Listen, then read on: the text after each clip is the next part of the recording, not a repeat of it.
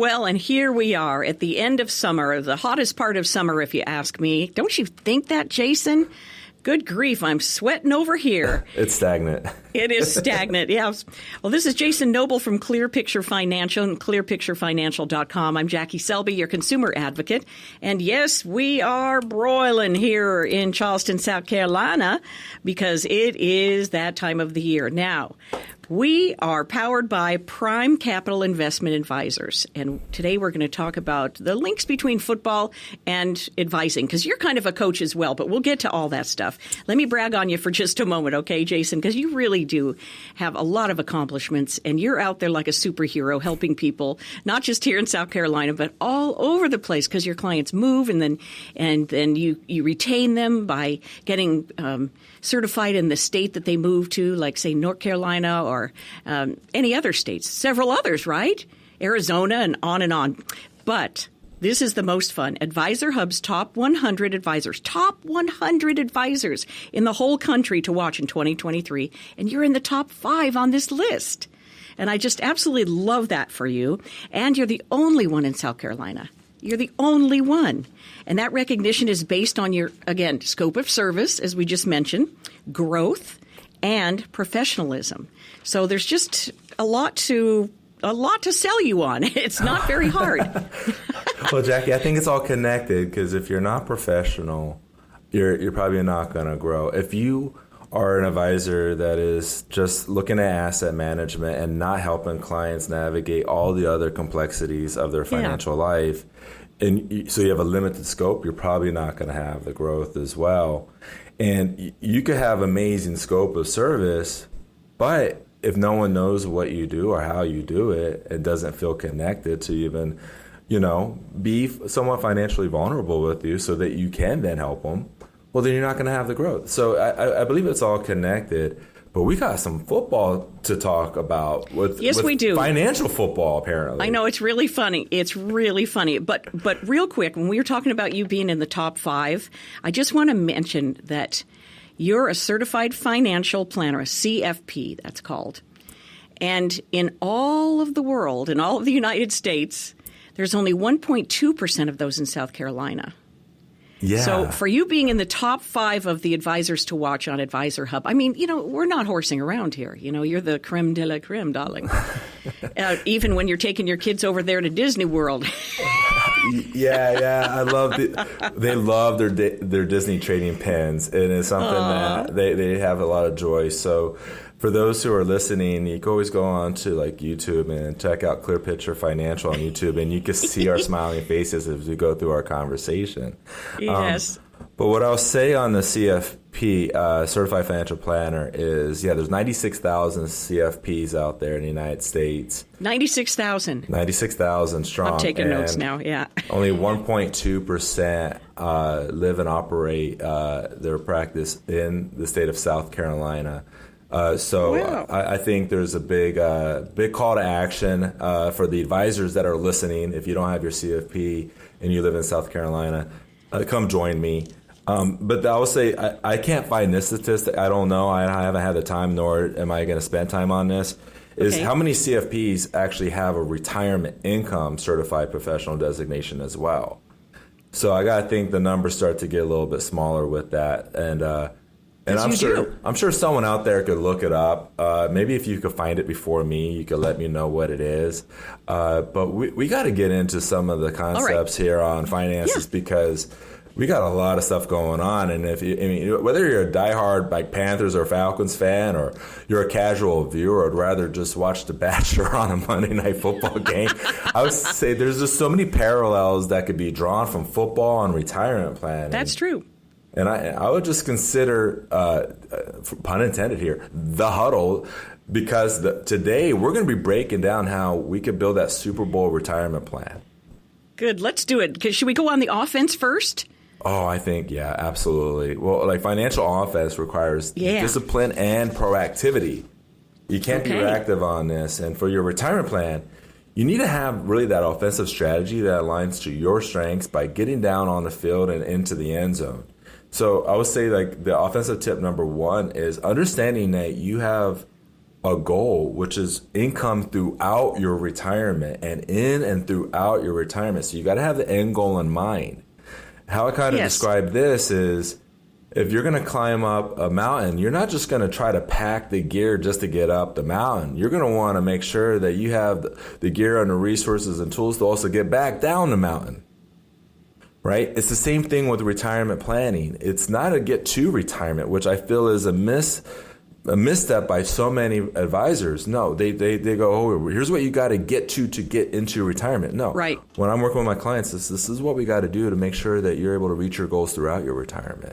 Well, I feel like a big part of this, Jason, is somebody actually getting in to sit down with you to get the plan together. Because, gosh, you can have a drawer full of statements, for your 401k plan, or you can head up the mountain in tennis shoes only. This is not a plan for a successful mountain climb. And how often do I see it when I'm hiking? People are like, oh, my feet, or the little kids are pulling over to complain because they really don't have the right equipment. They don't have enough water, whatever it is. And I give grace to the kids, because they're not the ones who are responsible for packing the right gear. Oh, positively. Right? Yeah. So, but where I do have, I still try to give a lot of grace, but it's harder to when I sit across the table from a person in their mid-50s and they haven't taken that step to move in the right direction to address the headwinds that they will be facing throughout retirement. And if I have 5 meetings with 5 different people in the course of the day, you're going to see that there's 5 different financial plans and scenarios that I have to account for. You could look at a client situation that I think a novice could look at it and it could be the same exact situation, same ages, same amount of net worth and everything, but it could be a totally different plan based off of healthcare considerations or income sources throughout retirement. What are their personalized goals of leaving money behind to the next of kin or to charities? All that stuff, and I call it stuff, I shouldn't call it stuff. It's important things. It's important items that we have to take into account. And that leads me to I would say the second tip, right, is you got to make sure you understand your cash flow. Money in, money out, and what are we doing with the difference? You heard me say it plenty of times before. If you've been listening for any moment of time, it's something I feel like is the heart of any good financial plan is your cash flow. And then I would just leave one more tip on the offensive tip, right? If I do more than 3, I feel like it get confusing. Okay, all right. But you want to make sure you have diversified investment vehicles. You want to have money that's invested in for long-term growth. You want to make sure you have assets that are towards protection. And then depending on where you are in your financial journey, then you can start looking at private investments as well to really build out a really diversified investment strategy. And that you can help with all of those different vehicles for true diversity, because someone could come to you and say, I'm diverse. I have money in this stock, and this stock. But that's not diversity. That's not the diversity we're talking about. No, that is not diversity. It's really going into how do those different positions play into the overall financial plan, and then the risk that you're willing to take personally, and then the risk that your financial plan shows you that you could take, and that's referred to as risk capacity. Oh.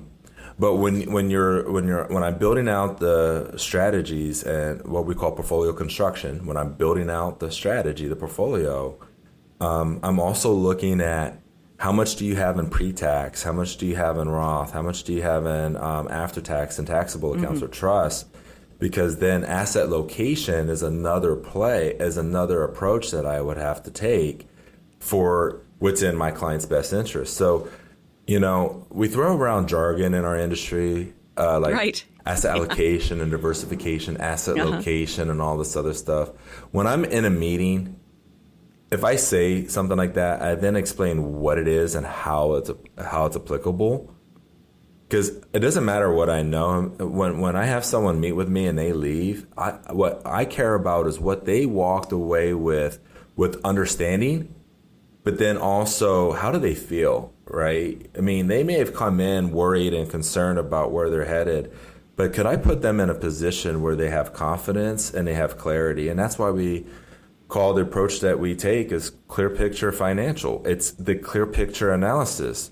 we don't want that opaqueness. We want that clarity, right? And when you come in, you may not have the full clarity, but when you leave, I want to make sure that you have a really good vision of how things are playing out and where you're headed. And I think you're really so good at that communication aspect, and for all types of folks that come in to talk to you.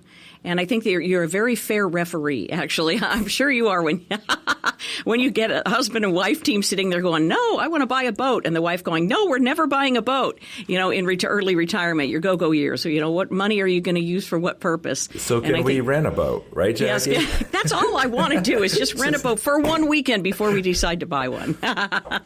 I know we have so much time, but I want to get into defense because, Sure. I was a starting linebacker for my high school. I'm not trying to pat myself on the back. It was a 5-2 defense, right? Starting linebacker. Okay. I was the play caller. So and the legendary football coach, Bear Bryant, said offenses sell tickets, but defense wins champions. So we got to talk about this.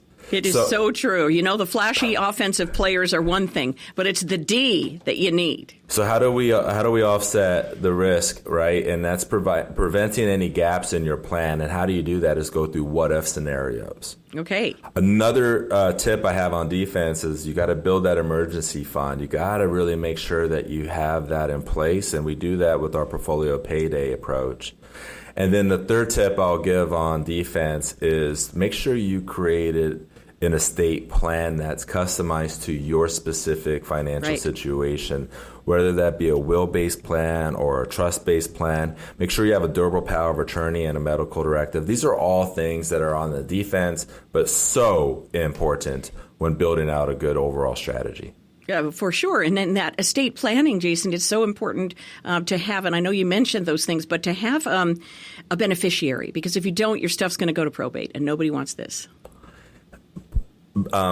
So they call it a tenant's trust when you put beneficiaries on accounts because it's free. It's free. It's also called the poor man's trust. I like tenant's trust better.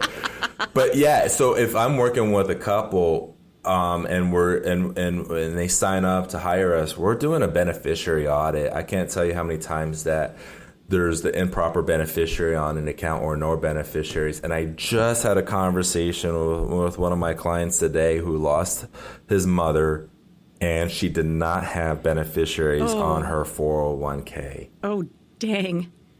Now, this, that hurts. It's going to go through probate. Now, she was also on Medicaid, and there's a good chance because she didn't take the distributions from the 401k, the state could look at it as an asset, not an income-producing strategy, and they may come after the 401k. So now my client himself is financially stable, right? And they're thriving in their financial plan. But when I'm having the conversations with him about multi-generational planning, it took us 9 months to get the proper documents in place for him to be to be able to make these adjustments. Right. And she passed away on the following Thursday, and he finally got the documents less than a month ago. So, and if it wasn't held up by indecision from his mother, and I'm not blaming her. No. It's just, if you're listening, right, and you're worried about this with your parents, how do you have that conversation? And how do you stress that urgency? Because that money, instead of it going to the state, it could be going to her two boys, and her boys are in their 40s, right? But like the two boys, right, instead of going to the state. And this is something that is beyond what I was thinking about talking about today, Jackie. It's just it's on my mind because it happened this morning. And oh gosh, what I'm going to lose sleep on is like how much more could have had the conversation with my client to have the stress of urgency with his mom. And I think I'm going to be able to sleep okay because we spoke about it ongoingly for the last 2 years. Oh, wow. It was really a delay of action from his loved one, his mother. Right. And I get it. It's hard for me to tell my mom to do anything. Yeah. Rebecca, if you're listening, I'm sorry, right? It's just, in our dynamic, I listen to you and I love you. I just try to do what I can to help anyone. That's right. And if they're not ready for the help, they won't listen. But Jason, you're right. But the sooner the better is to get people in to talk to you. That's right. Thank you, Jackie. I appreciate that. Thank you. We'll see you on the radio side.